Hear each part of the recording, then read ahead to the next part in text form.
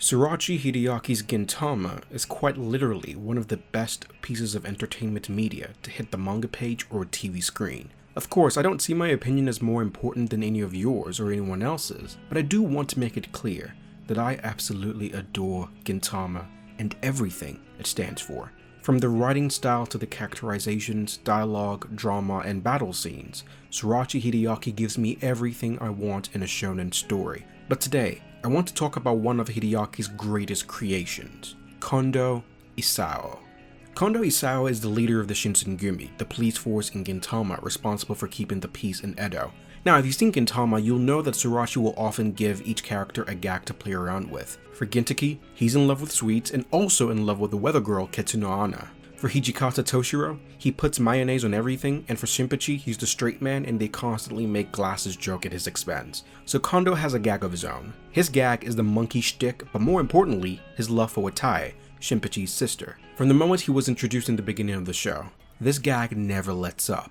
And I have to make this clear, Sorachi doesn't just drop gags. Once he decides that you will have said gag, you're stuck with it. He's faithful to his character specifics. Gintama has about 353 episodes, and best believe that if Kondo is in any episode, there will be some reference of his gag, either his monkey gag or his loverboy gag. He's constantly getting the short end of the stick, being humiliated publicly, being beat down, disgraced, embarrassed, stripped naked, and then some. It's relentless. He's been stripped naked and tied in uncanny poses many times, and if you're not aware of what Sorachi's doing, you'll risk falling into not caring about Kondo because of how unimportant he may seem. I mean, how important could a character that goes through these humiliating circumstances be? He can't possibly be that important, can he? But oh, my dear listeners, you have no idea how important this man is to the story of Gintama. By the time Sorachi gets through with you, you'll not have noticed how attached you were to his character. After the Shogun assassination arc, we head into the Farewell Shinsengumi arc. I haven't seen all the shonen there is, but of the few shows I have watched, I have never seen an author take a character that has suffered the levels of humiliation Kondo has suffered and made them the catalyst for one of the most heart-wrenching arcs in anime. When the shadow of death looms over Kondo and you see the impact his death could have on our main characters, you cannot help but feel your heart sink into your stomach. I won't spoil what happens in the arc here, not like this, but I do want you to understand the genius of Sorachi Hideaki's writing. A very similar situation happened in the Mitsuba arc, a mere 2-episode arc that had you caring for Mitsuba as though she were here from the very start. Because you see, a lot of people complain about Gintama's lack of seriousness or constant jokes and non-linear plotline. I understand people who have that problem, I really do, but allow me to tell you a secret about how Gintama works.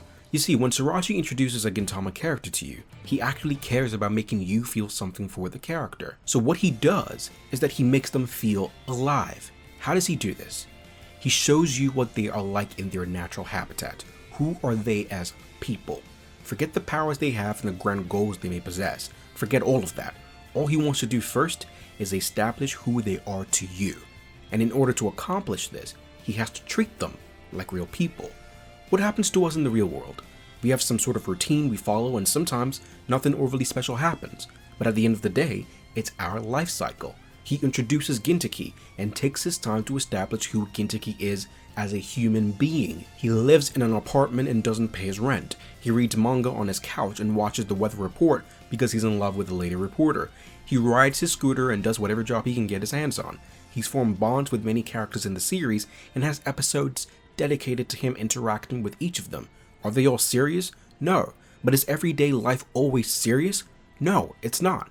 Take another character, Hijikata Toshiro, vice captain of the Shinsengumi. What is his routine? He's the demon vice captain and commands fear and respect.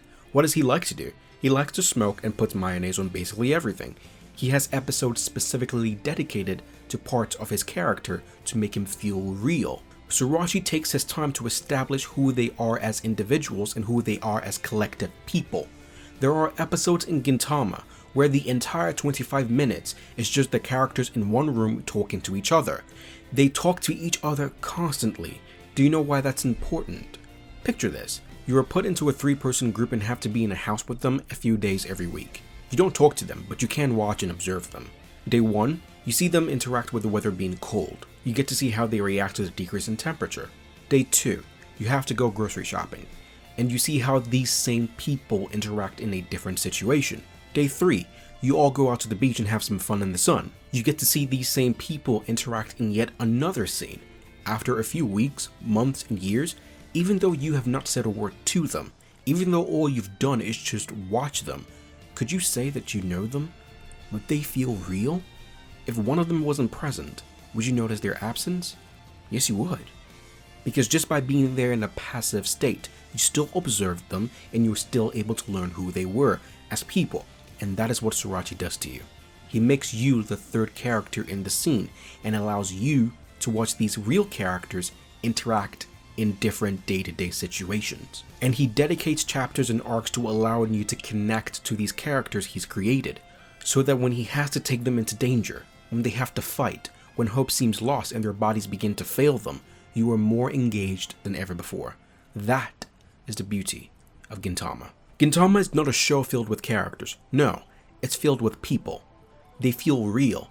They are some of the most real characters you will ever read or watch in any anime and manga. And after Sorachi lures you into thinking he cannot write a dramatic, plot-heavy, stomach-churning, gut-wrenching arc, he hits you in the face with the amazingly crafted Benizakura arc. He hits you with the stunning development of the 4 Divas arc. He smacks you in the face with the underrated Yoshiwara in Flames arc. He ensnares you in the web of the Red Spider arc. He dumbfounds you with the Shogun Assassination arc. He stuns you with the heart-wrenching Farewell Shinsengumi arc, and tops it all off with his Silver Soul arc.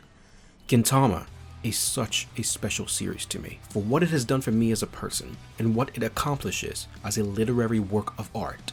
If you have ever been on the fence when it comes to watching Gintama, I implore you, Gintama is worth every episode you watch. Sorachi Hideaki will not disappoint you, and neither will Sakata Gintaki, a top 5 shonen main character, and believe me, he ain't 5.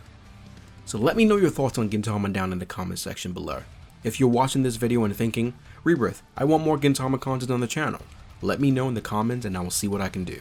With that, I'm gonna leave you guys there. See you in the next Rebirth video, which will probably be a ReZero or Bleach video. So until then, it's your boy, signing off. Peace.